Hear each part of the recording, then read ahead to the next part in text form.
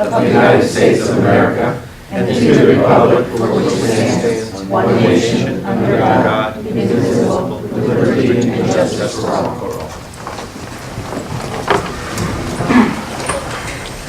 Okay, at this time, I'd like to call for the approval of the regular minutes of our March board meeting, March 10th board meeting.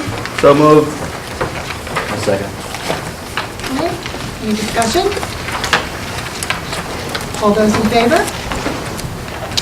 Okay, opposed, abstained? Thank you. Okay, and for the special board meeting held on March 19th, I need an approval of the minutes, please. I'll make a motion. Thank you, Jean. A second. Thank you. Any discussion? Okay. Can I call for a vote on that, please? All those in favor? Okay, abstentions? Thank you, Craig. Opposition? And the meeting of March 26th, the special meeting? I'll make the motion. Thank you. I'll second. Thank you. Discussion? Okay, all those in favor? Okay.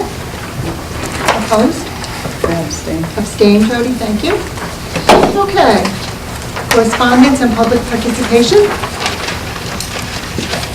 One piece of communication, actually.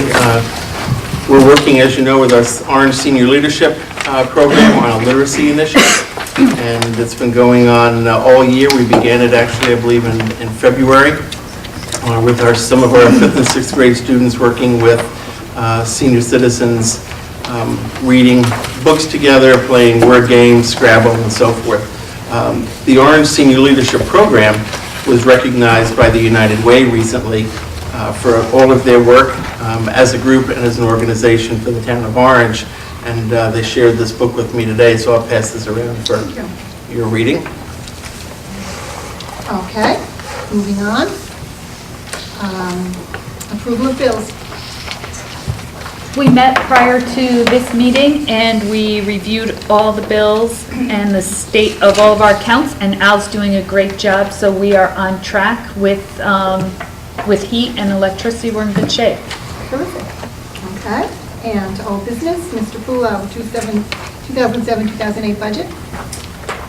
Once again, our numbers are coming in on plan, and we don't have any areas that show a shortfall or unanticipated needs, so the accounts are lining up well. One thing I do want to mention, bring to your attention, is that on Friday, this past Friday, we held the bid opening for the school security assessment projects, and we received 5 bidders, and the range low bid to high bid was $28,132 to a high bid of $47,365. For the 3 schools projects that were approved by the board, when you factor out the grant funding from the state of $5,436, that will leave the board $10,411 to fund. Again, that's for the 3 upper schools excluding Mary L. Tracy. And the bids actually resulted in a reduction of $2,057 from the prices obtained by Mike Luzzi back in November as we were writing and putting the grant application together. So the bid did save us a couple $1,000, and as you folks had approved it earlier last month, we anticipate moving forward later this month or mid-May at the latest for these projects. We're going to move the computer shutdown that is in the new business area. We're going to have that now, and Mr. James is going to report on the computer shutdown program. Got a handout for those people that were not at the Finance Committee, as they have received one already. In meeting with the Board of Superintendents, Superintendent John Brady shared with us an initiative that they have created some software at Amity to automatically shut down computers at a designated time in the evening to affect a savings in electricity. They projected, I believe, in Amity that their savings would be approximately $50,000. We met with the IT coordinator about a week ago, and he very graciously explained the program and actually shared it with us. We then applied our costs to that formula. And for 404 computers, if we were to figure on a 40-week year, so it would exclude the summer, it would exclude school vacations, it would have the computers shut down at about 6:30 or 7 o'clock in the evening, the projected savings would be $34,181, which really seems like a huge amount for 404 computers. The recommendation that Mr. Pooler and I would bring forward on this, not having begun the program, but having some limited experience that Amity has had with it, we would project that we could save at least $14,800 for the coming school year. It would be our intention to begin it at the beginning of the coming school year. We could probably do some of it this summer with office computers, but the student computers, the labs, and so forth are shut down during the summer, except for our summer school program. The Amity program actually did not include a automatic startup program, so it would have required staff members each morning to boot up each of the computers in their classroom and in the office. Jay Cathcart, who is our IT person from ACES, who does that work for us, actually developed his own startup program. We tested it at the computer lab at Turkey Hill about a week ago, and I believe all but one computer restarted automatically the following morning. So we believe with some final tweaking, if you will, of that program, we will be able to have both a program that automatically shuts down computers as well as automatically starts them in the morning. It can be overridden very easily. If I were to be at work in my office after that designated time, I simply can turn on my computer and it would be overridden. It would not affect any of the other computers, just mine, and I would shut it down when I'm done. The other part that teachers would have to realize is that whatever is on their computer for that day would have to be saved before the automatic shutdown went into effect. And I think that just becomes a matter of conditioning and reminding people and so forth to do that. So it was I believe, a very, very worthwhile initiative. It was worth its time, and we believe that we will save at least $14,800. We're also going to try to initiate this time-wise as the billing cycle goes with UI. We think that'll give us a more accurate reading of our savings when we can do the beginning of a billing cycle to the end of a billing cycle instead of coming in the middle of two different billing cycles. So we'll try to coordinate that with UI. But I wanted to share that with you because it does become part of our discussion with the budget reductions. Before we go on to the 2008-2009 budget, my Vice Chairman has told me that I forgot to ask for an approval of the March bills. So if we could go back to that, please, and may I have I'll make that motion. Thank you, Tony. I'll second it. Thank you, Jean. All those in favor of accepting the March bills? Thank you. Okay, now we'll go on. The pressure of the camera is getting to Are me you going to have public already. participation? We did. You already had public I called for participation? it. I didn't hear We you didn't call hear that. for it, and I've been here from the beginning.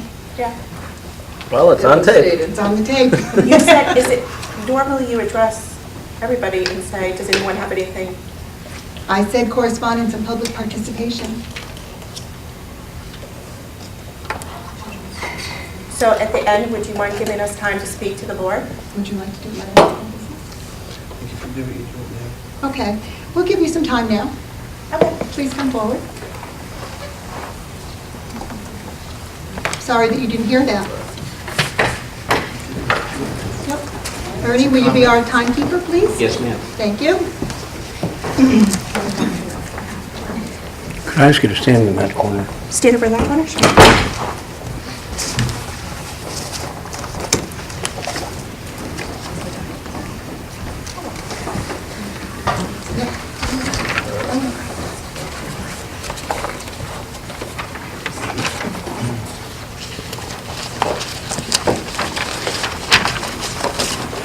Please remember that your comments must be 2 minutes, 2 right? minutes. Thank you. My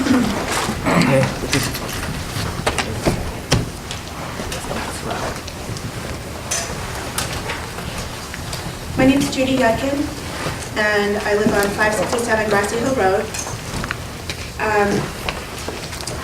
I have been told by the first selectman that the board members have expressed a desire to hear parents' individual concerns with the special education program, rather than one parent speaking for all of us.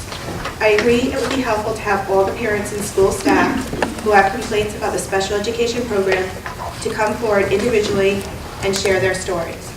Unfortunately, that is not possible for many reasons, and I want to make sure the board members understand why that is. Any parents who are currently involved in filing due process, who are in the middle of due process, or awaiting a decision from their due process hearing, cannot come forward and speak publicly about their individual circumstances. Any parent who have a settlement agreement with the school also cannot come forward and speak about their individual issues with the special education program.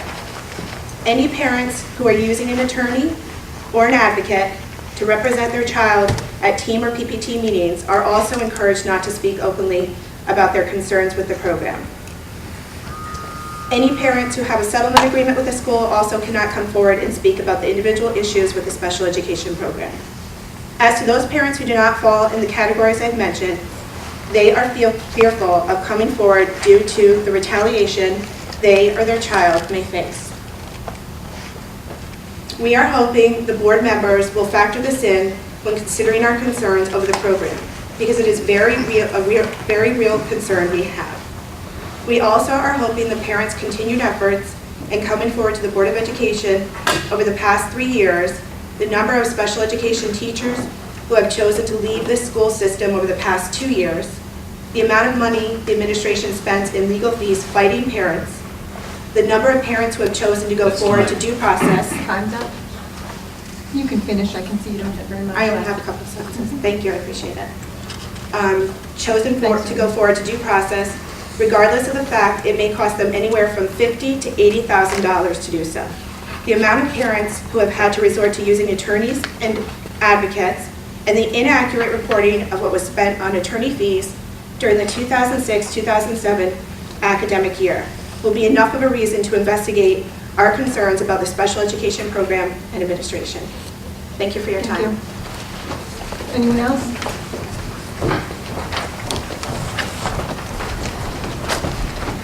Would you speak up, please?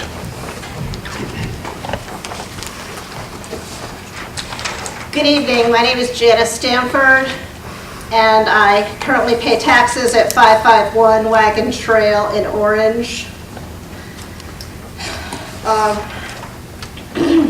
At last we meet face to face. I've requested many times to be put on this agenda to speak, but I understand that Orange practices a policy of censorship if they don't like the subject matter, and my requests have always been denied, but I was told I could put it in a letter and that you might read it.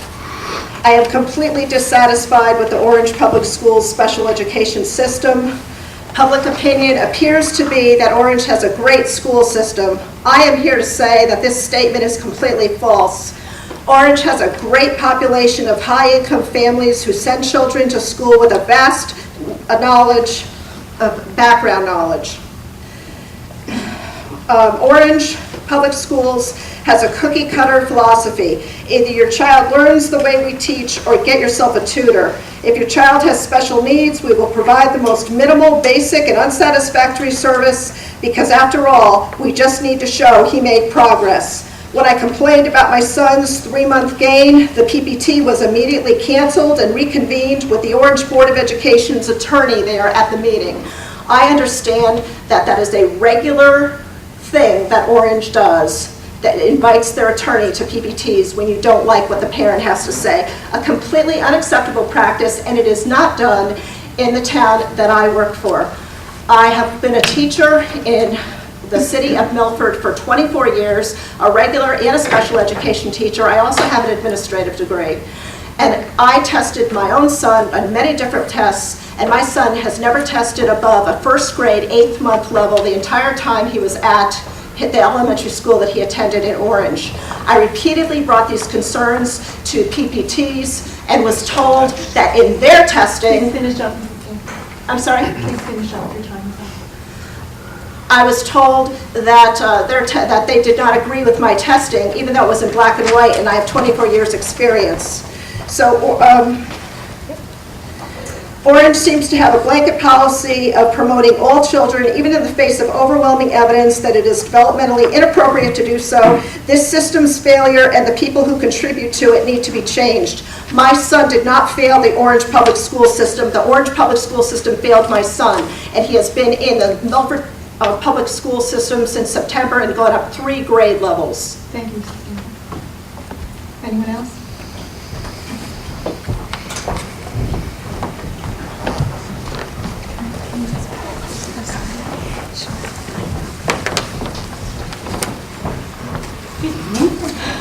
I'm Susan Moore. I live on Acorn Road in Orange. And I'm reading this letter on behalf of my husband, Michael Moore, who was unable to attend this meeting, but he's an educator in New Haven. Dear members of the board, I'm writing to ask you to support those parents who are asking that you reconsider your position with respect to the education of our children with developmental disabilities. As a parent of a developmentally disabled adult, I am keenly aware of the importance of school programs that are supportive of a family's efforts to help their child achieve the fullest life possible. From personal experience, I am painfully aware that while a school district works to develop appropriate programs, the individual child's formative period can all too easily slip away. I watched helplessly while this happened to my son, and it is troubling to see it happen here and now in this town. As an educator of culturally deprived children, I am made constantly aware of the importance of precision in applying precise educational strategies at the appropriate point in a child's development. The whole point of frequent assessments and data-driven planning that we use in today's classroom is to enable this precision teaching. I share the concerns of the Orange parents that their children are being exposed to far too generalized educational environment, giving their special and highly individual needs. Finally, as a taxpayer in the city of Los Angeles, I watched the school district spend countless resources trying to develop a program for my son, as alluded to in the previous paragraph. The result was that a great deal of money was wasted on administrative costs, and my son grew up and out of the school district's area of responsibility. As a taxpayer in the town of Orange, I am alarmed to see the same thing happen to these families, and I urge you to seek a way to provide these children with individually appropriate environments before the time of our responsibility passes. Thank you for your support. And that's signed Michael Kelly Moore. Thank you. Anyone else?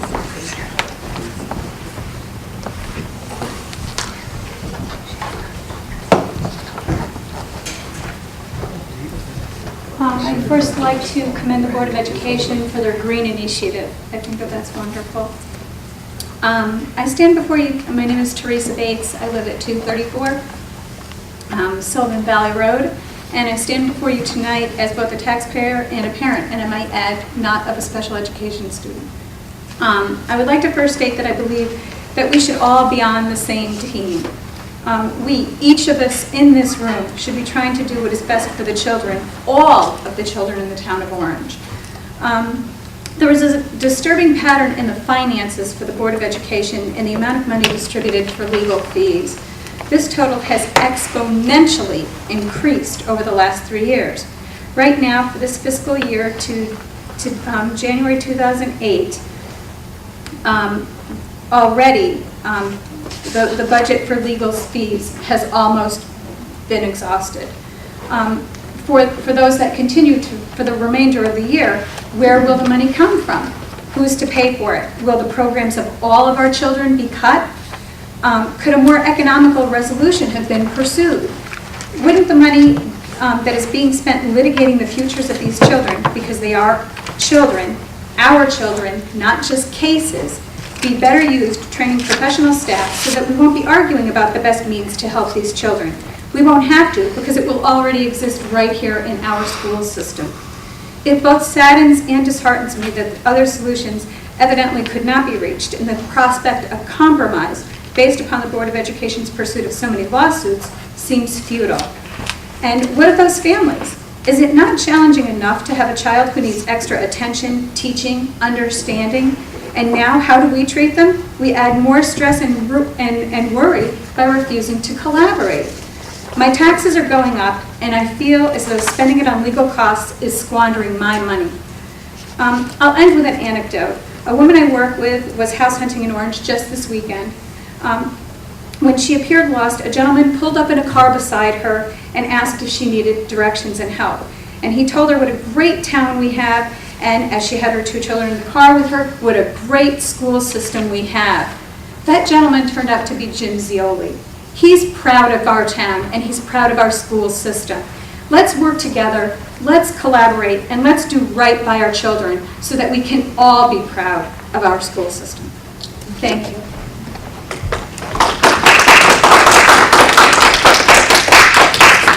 Any other comments?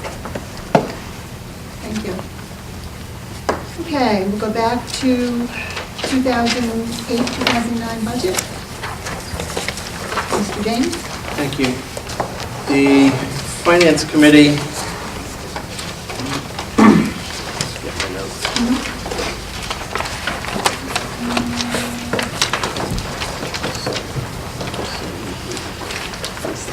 presentation was made, as you know, to the Board of Finance about a week and a half ago. There was a recommended reduction to the Board of Ed budget of $125,000.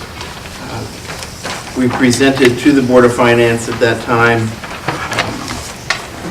reductions that would have totaled approximately $89,000. Had a discussion with them about the impact of additional cuts and how that would affect learning programs. The Board of Finance graciously reduced their requested reduction to $103,025. Over the past 10 days or so, Mr. Pulo and I have gone over the line items in the budget and would bring forth the following recommendations that were sent to you.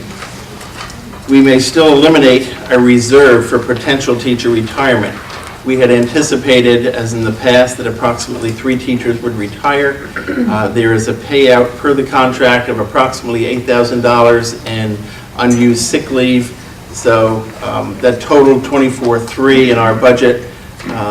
The contract also calls for notification to the board by February 15th of that retirement, that intent to retire. As we have had no teachers come forward indicating they're going to retire this year, the amount of $24,300 can be reduced from this budget. There was also in the original reduction, $25,330 for an additional bus at the Racebrook School. It was an AM run only because that's when our buses are the most crowded.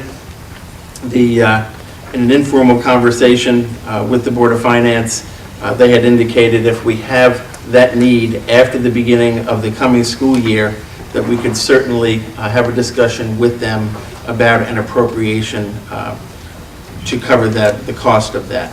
Mr. Gray will be taking a look at the current bus routes to see if there are any adjustments that could be made from the 2 buses that are the most crowded to try to reduce that. But in the meantime, the reduction of $25,330 would still be reduced from the 08-09 proposed budget. There was $21,936 that was an additional expenditure for building repairs and equipment. We are recommending that $16,936, all but $5,000, be restored to the 08-09 budget, in hopes that any surplus that we may have from the 07-08 school year could be used to, it's actually to purchase a new flagpole for the Mary L. Tracy School.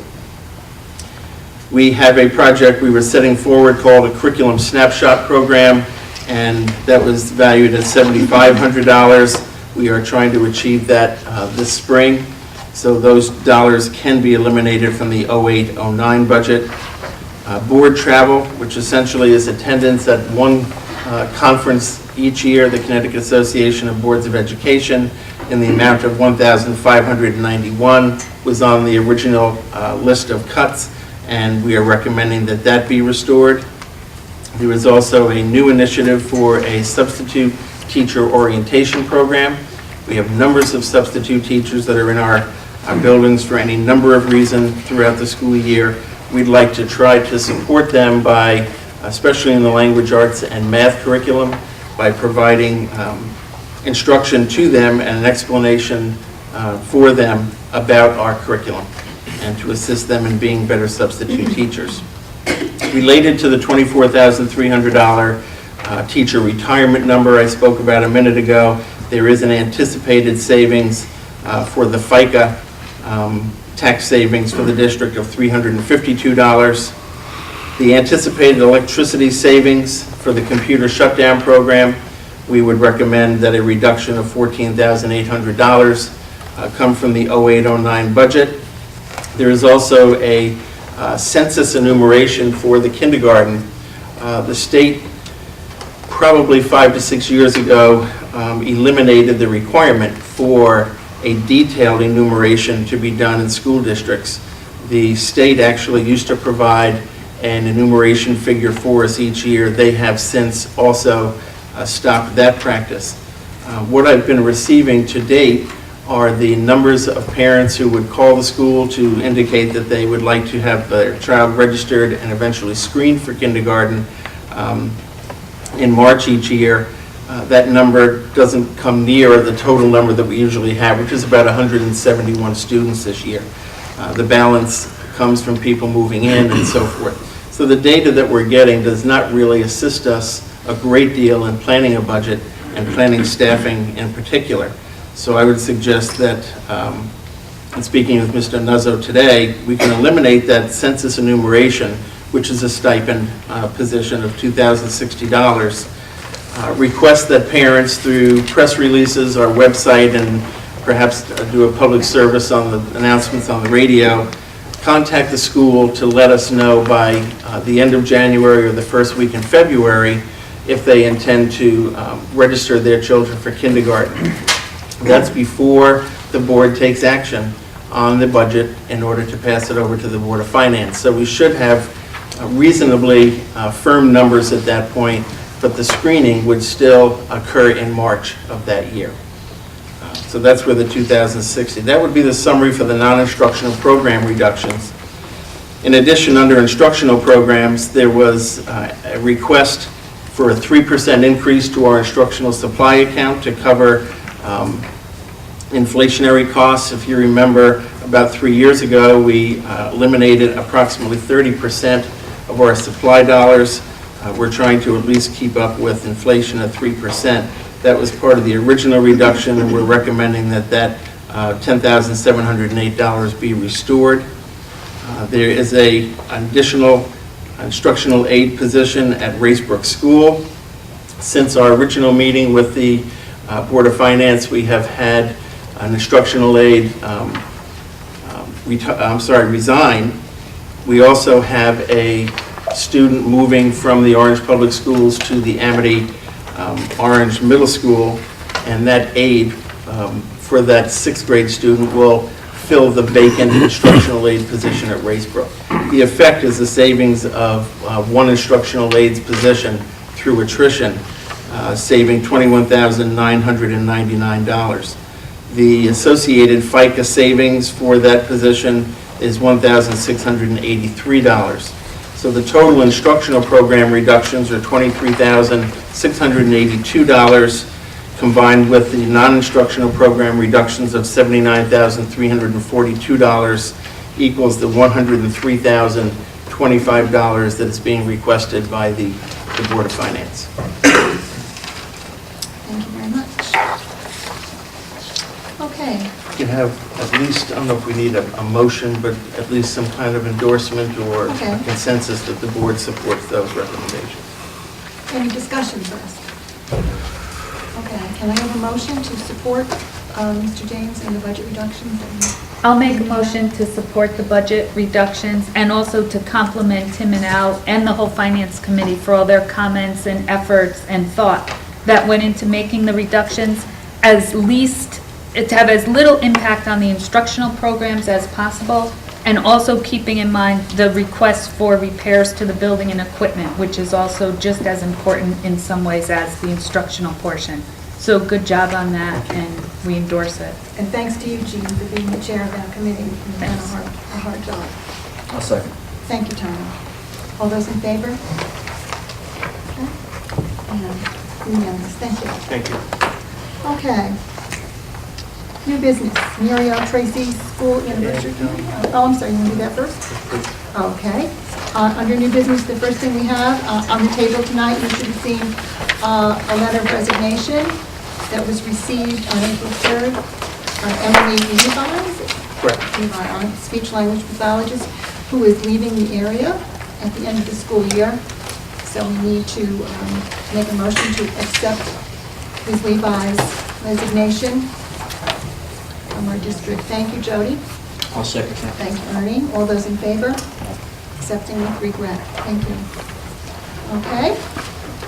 Number 3. Board of Education packets. Okay. Mr. James?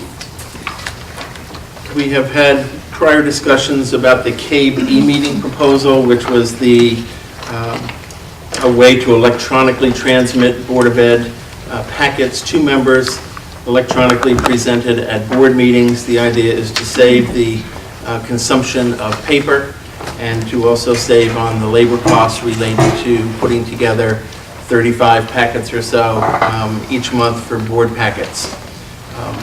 There was a fee, I believe, of about $2,000 for a setup for that, and approximately a $1,000 fee to maintain the software related to that program.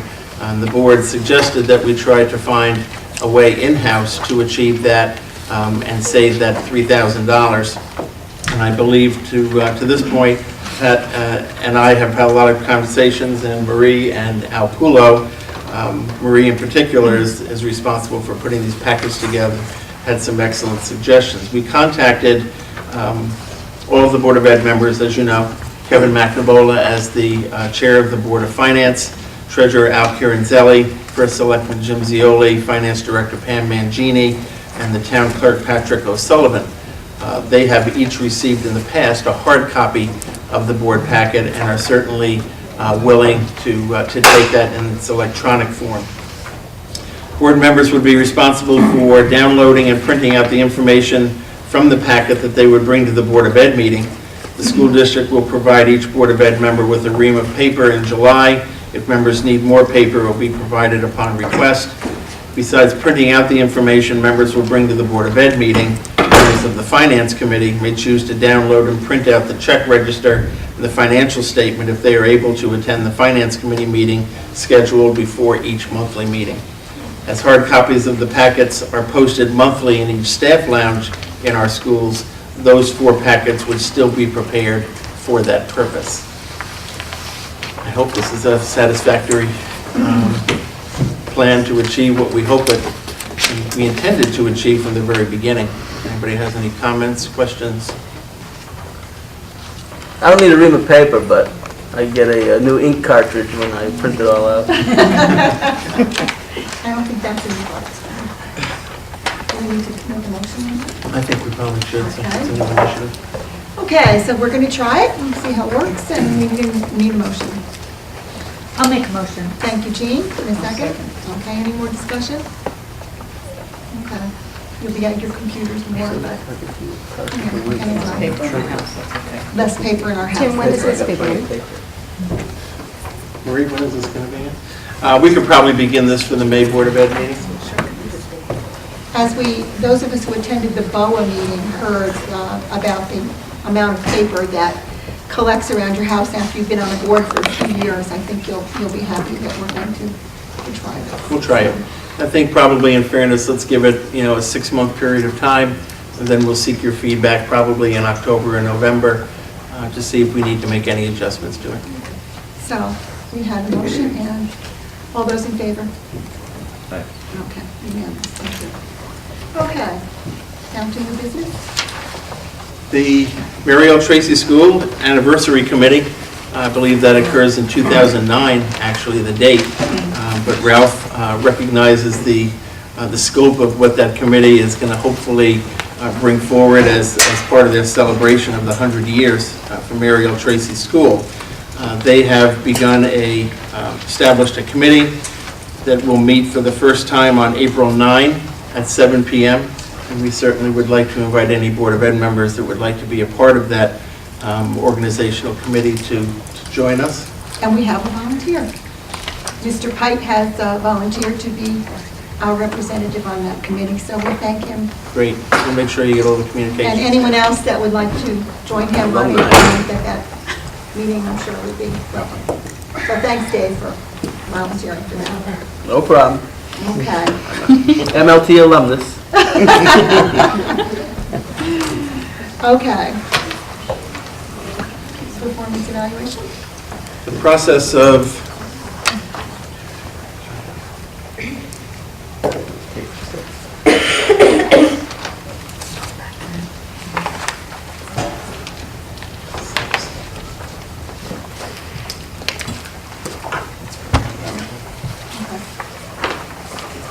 for evaluating my performance is an annual one, as you know, and is set forth in my contract to be done at specified dates. What I'm handing out now is the evaluation instrument that's to be used, as well as some commentary about accomplishments over the last year, or at least from July 1 to date. And I'll leave this really to Pat to talk about the timeline and how they should hand that completed document in. And right. So forth. When we went to the BOA meeting, Tom Mooney from Shipman Goodwin gave us kind of an overview of this performance evaluation. And what we are supposed to do is hand it in that night, I believe, Correct. if I remember correctly. We have been handing it in prior to the meeting to the personnel chair and letting the personnel chair compile the responses. What Tom has said that we need to do is to hand them in that night anonymously, of course, but that night. And then I guess we could then give Ernie some time that night to compile. And if you make comments on your document, that document becomes yours, your property. Personal notes. If you make personal notes on that document.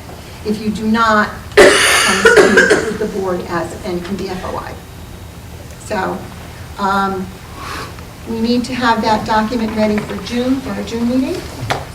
And you have it in your hands right now. So if you could get it, have it ready for our June meeting.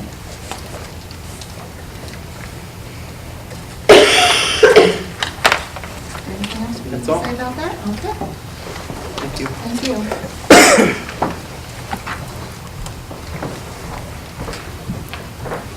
Pat, you said you want it for the June meeting or Yes. for the May 7? Or okay, so you're going to get another package on May 7? Reading from the memo that was sent out in the package? The memo Evaluation that goes instrument. out is an annual requirement per the contract to let the board know that the evaluation process is about to begin. So that was the intent of the letter. And then what you've got tonight would be the instrument itself, and then So a you have list of... time to look it So you have over. time to look at that and do consideration. But you don't need to have it finished until June. Okay. Standing committees? Finance and insurance, anything else? No, we pretty much covered Okay. everything. Talk You about want the to- national school yeah. boards? Oh, you want me to do Yes, that? go Okay, ahead. sure. I attended the National School Board Association Annual Conference in Orlando last weekend, and not at the board's expense. And it was really very interesting to see how many of the issues that we're facing as a board, many of the vendors there are addressing those issues, and that they're very timely and current for us too. A few things I brought back that, Al, you can look at and see if you want to deal with any of these vendors. I thought they were the most interesting of the ones that were there. A lot of vendors on the electronic school boards and paperless meetings, that's a huge trend. There were a lot of different options. You know, a lot of these vendors were great, but the districts that they were dealing with were huge compared to the size of our district, so the economies of scale of some of these may not be there for us. But I thought they were interesting enough to check into. I brought back information on security systems for schools, and they had a lot of great little sign-in, and remember we talked about the badges for Yes. people? Really economical tools to use that. So there's price lists in here, and a great vendor, I thought, for that. Professional. Can I jump in on that? Yeah. I was just talking to somebody from West Haven, and some of the schools there have done it. He actually lives in Orange, and is going to get me the information. That was fairly reasonable. I don't remember the price he gave me off the top of his head. But same type of thing where they have to come in, sign in, and the machine automatically prints out the badge and also calculates when they came in, how much time they spent in the school. So some of the West Haven schools are already doing that. They call it offender check. We might want to Right, does background checks at the soften same that up time. a little. That's what he said, right, does background checks at the same time. Yeah. Well, A lot of online professional development, which I thought was interesting. It affords the opportunity to take advantage of a lot of different courses that we might not have access to.